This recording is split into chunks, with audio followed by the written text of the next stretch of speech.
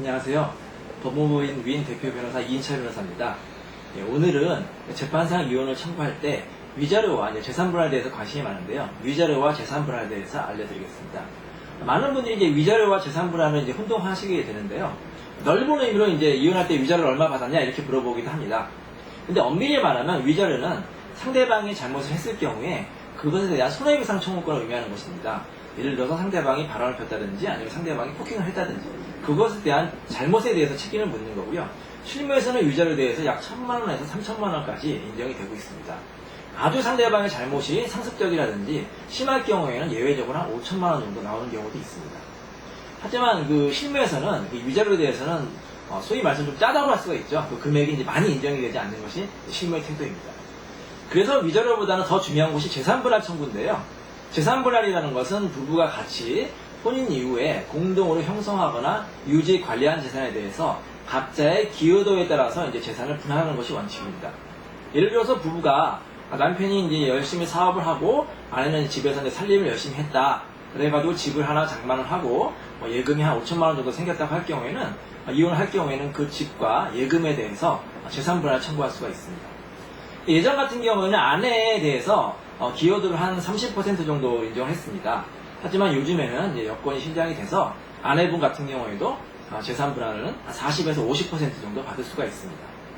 근데 문제는 혼인 전에 이미 있었던 재산과 아니면 혼인 이후에 시댁이나 아니면 친정에서 재산을 증여하거나 아니면 상속을 받은 경우에 문제가 될 수가 있습니다. 이러한 재산 같은 경우에는 특유재산이라고 해서 원칙적으로는 재산분할의 대상이 되지가 않습니다. 왜냐하면 상대방이 기여도가 없기 때문에 재산분할을 청구할 수가 없는 거죠. 예를 들어서 부부가 10년을 살았는데 남편이 별다른 재산이 없는데 시부모님이 한 10억짜리 건물을 상속을 해줬다. 이럴 경우에 아내가 그동안 내가 참고 살았으니까 이제 한번 이혼해서 자유롭게 살아야지 이렇게 해서 그 건물을 받은 다음날 이혼을 청구하면 과연 아내는 재산분할을 받을 수가 있을까요? 받을 수가 없는 거죠. 왜냐하면 기여도가 없기 때문에 그러한 경우에는 재산분할을 받을 수가 없습니다. 하지만 이런 경우 생각할 수가 있습니다. 시부모님이 그 건물을 물려주셔서 며느리가 너무 고마워가지고 그 재산을 관리를 잘한 것입니다. 건물 가서 청소 열심히 하고 또 세입자 관리도 잘해서 한 10년이 지나서 그 건물의 가치가 올랐다. 이 경우에도 못 받게 되나요? 그렇지 않습니다. 이 경우에는 그 아내 같은 경우도 역시 재산 유지 관리에 기여도가 있기 때문에 재산분할을 받을 수가 있습니다. 하지만 이 경우에는 50% 정도 받기는 어렵고요. 한 30% 내외 재산분할을 받을 수가 있는 것입니다. 근데 간혹 이럴 수가 있습니다. 채무 같은 경우는 어떻게 되나요? 재산분할을 계산할 경우에는 그 적극적인 재산에서 소극적인 재산을 공제한 순재산에서 재산분할이 이루어지게 됩니다. 예를 들어서 아파트가 10억짜리 아파트다. 근데 거기에 담보대출이 5억 원이 있다고 하면은 10억에서 5억 원을 제한 나머지 순재산 5억 원에서 2억 5천만 원씩 재산분할이 될 수가 있습니다. 이 재산분할의 대상은 아파트, 상가, 부동산뿐만 아니라 예금이라든지 주식, 보험, 해약금, 자동차라든지 고가의 동산, 보석료 이렇게 다 재산분할의 대상이 될 수가 있습니다. 만약에 상대방이 채무가 재산을 초과한다, 빚만 있는 경우에는 재산분할을 청구할 수가 없는 것이 원칙적인 판례의 태도였습니다. 하지만 최근 대부분 판례가 만약에 채무가 있는 경우에 그 채무가 가정생활을 위해서 썼다면 상대방은 일정 부분 채무를 인수해야 된다 이런 판례도 있긴 합니다. 퇴직금이 요즘에 많이 문제가 되는데요. 만약에 이혼 청구할 당시에 상대방이 이미 퇴직금을 지급받은 경우에는 퇴직금 역시 재산분할의 대상이 될 수가 있습니다. 하지만 퇴직금이 앞으로 장래받을 가능성이 있다. 그리고 만약에 퇴직금이 일시금으로 받는 게 아니라 퇴직연금으로 받는다. 이런 경우에는 얘기가 좀 달라집니다.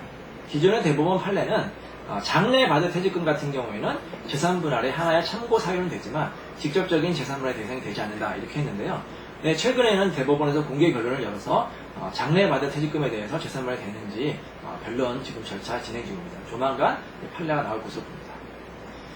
기타 연금 같은 경우에도 문제가 많이 되는데요. 국민연금 같은 경우에는 국민연금법에 의해서 이혼할 경우에 일정한 요건이 해당하면 국민연금도 일정 부분 분할을 받을 수가 있습니다. 하지만 국민연금이 아니고 공무원연금이라든지 기타 연금 같은 경우에는 아직까지 대법원 판례가 확정이 되지 않고 1심 판례도 인정한 경우도 있고 부정한 경우도 있어서 그런 경우에는 구체적인 사안마다 달라진다고 볼 수가 있습니다. 재산분할을 하기 전에 가장 중요한 것이 바로 가압류와 가처분 이런 게 중요한데요. 이거는 비단 이혼 소송뿐만 아니라 모든 민사소송에서 아주 중요한 절차라고 볼 수가 있습니다. 왜냐하면 이제 재판이 이제 빨리 끝나는 것이 아니라 1년, 2년, 길면 3년까지 걸리게 되는데요. 판결을 받는다 하더라도 상대방이 그 재산을 이미 은닉해 버릴 경우에는 그 판결문이 이제 휴지가 될 수가 있기 때문에 미리 소송을 제기하기 전에 상대방의 재산을 이제 꽉 묶어두는 가압류나 가처분 제도가 필요합니다. 이혼 소송 같은 경우에도 위자료나 재산 분할을 이제 피보전 권리로 해서 상대방의 재산을 미리 가압류나 가처분하는 것이 필요합니다. 예, 오늘은 여러분에게 위자료와 재산 분할에 대해서 알려드렸는데요. 위자료는 실무에서 1,000만원, 3,000만원까지 많이 인정을 하고 있지 않고 오히려 더 중요한 것이 재산 분할인데요. 재산 분할 같은 경우에는 부부가 공동으로 형성하거나 유지 관리한 재산에 대해서 가정주부 같은 경우에도 30에서 최대한 50%까지 받을 수가 있습니다.